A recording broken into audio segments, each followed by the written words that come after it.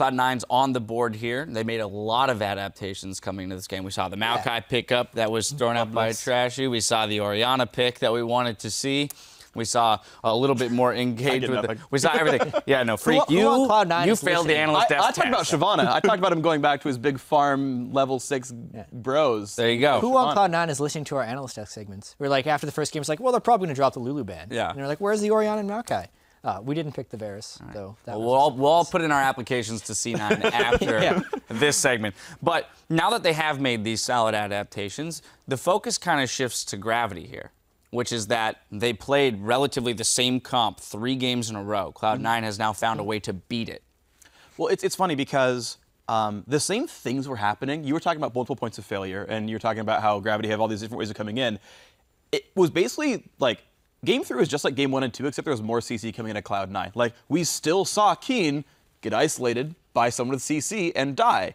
The thing is, C9 now have more than one cooldown that can do that, so they did it a lot more often. And they were finding these picks a lot more often, and suddenly it works out. Gravity has played 6 total champions across 3 games. So nothing changed, pretty much, for Gravity.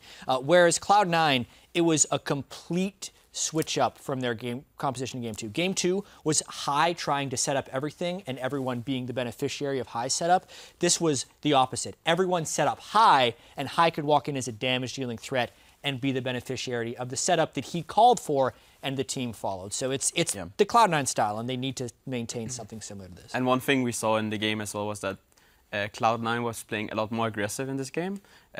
Every lane was pushing up, which led to High being able to just counter jungle the Gragas, keep on pushing his CS lead, and get like a huge lead on the Shyvana. So I really like that adaptation. And just in general, I loved that they changed up and they had playmaking ability in the bot lane, they had in the top lane, and we saw what they could do with it. So I do want to get into a little bit of minutia here, Freak, as the resident AD carry expert. Essence Reaver. Essence Reaver Varus. Also, just the Varus pick in general in the bot lane, because we haven't seen him down there in a while. So Varus, I think, was a flex pick. I actually don't like Varus that much as a blue side flex pick because you have to lock in picks 4 and 5 before the very end. So it makes it really awkward because they can just like wait on their mid laner as they did and like, okay, just kidding, it's Varus in the bot lane. So it's a little bit weird in that case.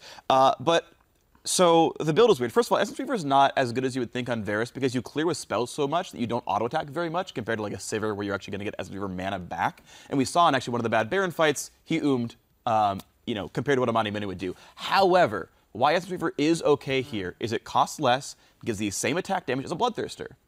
But okay, it's a little bit less lifesteal, a little bit less of a shield, but you're Varus, who cares? You just have more offensive stats for less gold, and you get to progress into your build. So as an offensive purchase, for the sake of being an auto-attack focused champion, it actually works out pretty well. And when compared to the Manamune, it's a much earlier power spike. Yeah. So it definitely has its pros. Yeah. Not sure if they utilized the earlier spike. We actually saw in the game that I would have liked C9 to push more their lead in terms of vision and then look for like flank plays with Maokai when they had these power spikes. They played a little too passive, in my opinion, but in the end, it turned out well for them. So, yeah.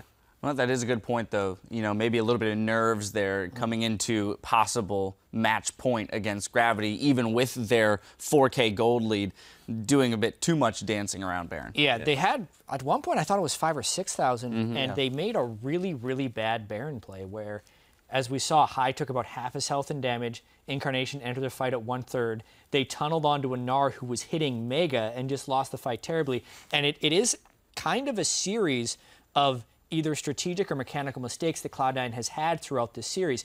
Freak mentioned that Sneaky has really not outplayed a single CC the entire series, where that was pretty much something he did every single game. Yeah, he's had games where he misses, just dodges everything, and it's beautiful. Yeah, it's been something. But on the side of Gravity, right, this is now, in my opinion, when they have to change up. Because it's literally, at this point, should be a rule of series. Unless you're beaten, if you lose a game, don't change things. And if you lose a game, it's on you to change. So now they have to counter what Cloud9 has just done. Yeah, and I actually agree with that. And I think my opinion on best ofs is the players kind of play to the same level every single game, and you have to find, as a coach, a composition that fits how well everyone's playing and their tendencies. And so C9 have realized, hey, we're winning early game by passive farm. Let's turn that up to 10. Instead of Amumu, let's go Shyvana. And Mu is still not getting a lot of early ganks. He's still getting out-farmed now by much more. And now at 20 minutes, Shyvana is the highest gold in the game. which High can now use to abuse and do really cool things. And okay, they've realized, hey, Keen's getting out of position a lot, and every single game he's found some way to get out of position. Let's find more tools to engage with. Hey, that's still working. And so C9 have like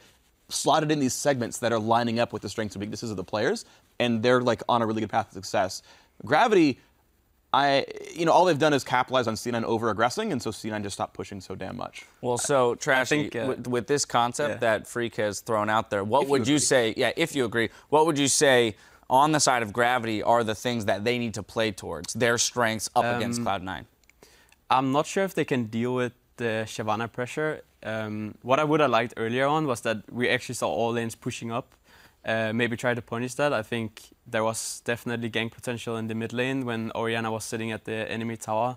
Other than that, I think this is just Cloud9's way of saying that we're gonna play Amumu the 2 first games and then troll a bit, and then this is our way back in the game. Let's pick Shyvana, and then this is the beginning of the reverse sweep here. Well, you have to wonder too whether or not Shyvana will be available on the backside, because if you had such little success with Amumu, you come out with the Shyvana and play with so much more confidence. The easiest solution is just to get rid of it in this fourth game. Which would either enter Kalista, Fizz, or Azir. If any ban is dropped, it would have to be the Fizz. Yeah, I agree. Yeah, I mean, Gravity's a team that let TSM play Olaf 3 times in a row. To be fair, they won one of those, so I mean, it worked, but like... Yeah, and Cloud9 let the mid laner play Victor 3 times in a row. There's a pattern. This time it wasn't a sweep, This time they did win, so they didn't pull a TSM in this one, but I wonder, right, like, how quickly they will tunnel in on picks, how quickly they will understand that maybe they can just outcomp it. It's also very interesting that in this game that both AD carriers actually had engaged tools. It's not something you see very often. And maybe we will see a shift in that in terms of Gravity going away from the Ashe. Even though I think it has been working fairly well for them. We will see. All right, well, Cloud9 have kept the series alive. We'll see if they can build on that win in Game 3, or Game 4 rather, against Gravity. Don't go anywhere.